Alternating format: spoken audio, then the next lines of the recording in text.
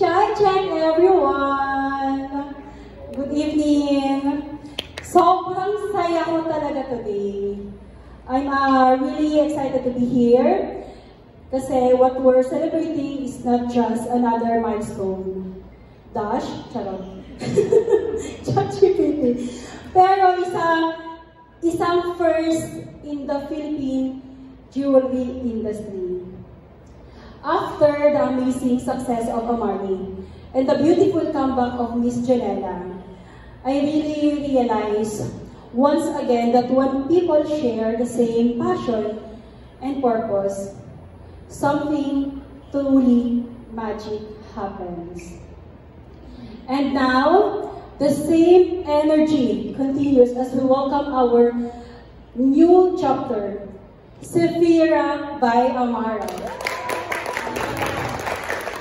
When I started Amara Shia, ang pangarap ko lang talaga noon was to build something bigger than just a jewelry brand. I wanted to build a family of dreamers, believers, and doers na may puso, may integrity, at may malasakit sa bawat mga mangko. Not just for sales, for all our clients. Sa industry na madalas puro competition, we choose collaboration. Kasi naniniwala ako, when strong woman and brand works together with trust and respect, mas malayo ang mararating natin. Mas maliwanag ang kinabukasan at mas may purpose ang lahat ng mga ginagawa natin. This partnership is proof that when vision meets hearts, we don't just grow, we evolve, we inspire, and we lift each other.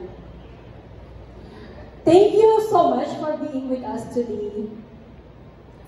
Witnessing another milestone, not just for Amara, but for the whole jewelry industry. This is just the beginning, mga mangko. And together, we'll keep shining brighter than ever. Thank you so much and good evening, everyone. Thank you so much. Once again, a round of applause for Ms. Sheena Sevilla Aquino, indeed shining as ever and as always. And I would also like to hear from the man behind the many of Amara's breakthroughs, the brain behind its growth, marketing, sales, and operations. Please welcome Mr. Ian Aquino, the Chief Operating Officer of Amara Shia Jewelry. Hello, good afternoon, everyone. Ang hirap tapatan. Wala akong hindi ako rin. Wala akong video pa na rin.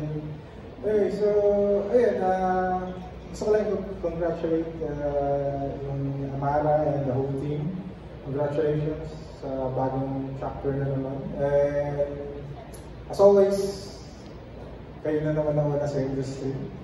I mean, this is the first time na may mangyayari na pag-acquire ng another brand, which is yung vision kasi ni CEO, gaya na sabi niya, instead of competition, mas okay talaga na collaboration. So, still, there's a competition internally.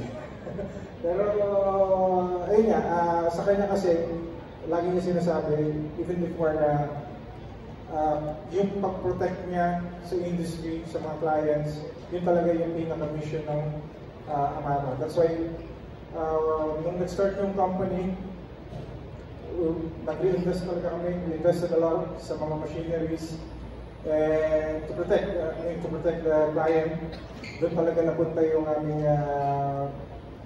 path.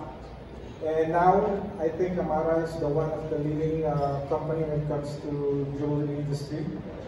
And congratulations sa lahat and keep up the good work. And ayun, may bagong parating na Reyna.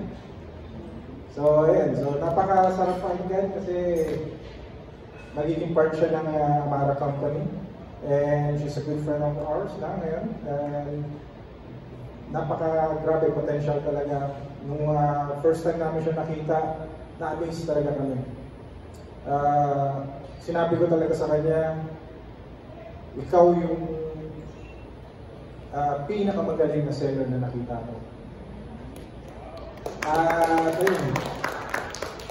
Thankful same time, actually pasalamat kami at tinanggap mo tong partnership. Naniwala ka dun sa aming vision and hopefully mag-grow pa tayo together. And congratulations, Imans. Thank you so much. Thank you so much, Sir Ian. Maraming salamat for sharing your insights. Now, in a world that we all strive to be the best on our own, this event shows that we can be the best that we can be if we hold our hands together and shine together. And with that, ladies and gentlemen, mga mangko, queens, everyone, friends, the moment we have been waiting for is here. For the first time ever in the Filipino jewelry history, Amara Shia Jewelry proudly welcomes its newest brand under its wing, Sephira by Amara. And to formally seal this exciting partnership, we will proceed with the contract signing ceremony between Amara Shia Jewelry and Sephira by Amara. Of course, we have on our table Ms. Sheena Sevilla Aquino, the CEO of Amara Shia Jewelry, Ms. Rona Tai, the lead seller of Sephira by Amara, to be witnessed by Sir Ian Aquino, the COO of Amara Shia Jewelry, and Sir Eric Tai from Sephira. Go ahead. Go ahead and sign the agreement, the binding contract. Now, it's just a piece of paper though, but what's ahead is the one that we're really looking forward to. The collaboration, the partnership of the century. Tama nga na this is a history in the Filipino jewelry industry that we are collaborating instead of, just competing. Syempre, it's better for us to hold on together, unite, and shine as one.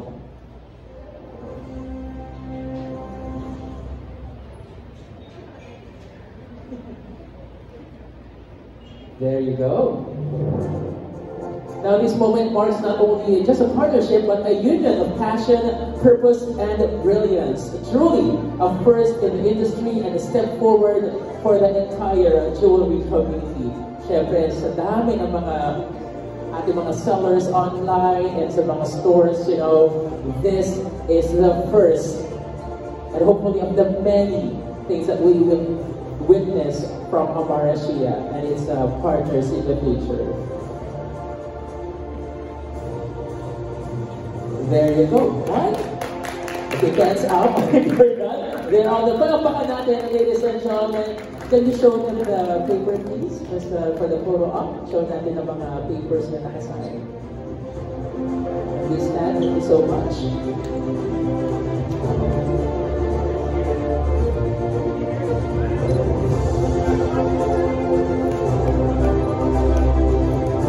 Signed and sealed, ladies and gentlemen, it's official. Amara Shia and Sephira, now to be known as Sephira by Amara.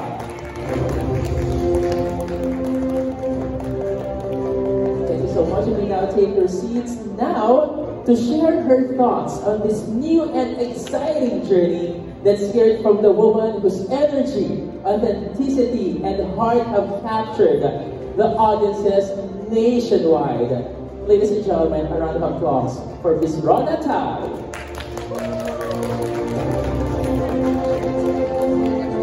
Hello, Queens!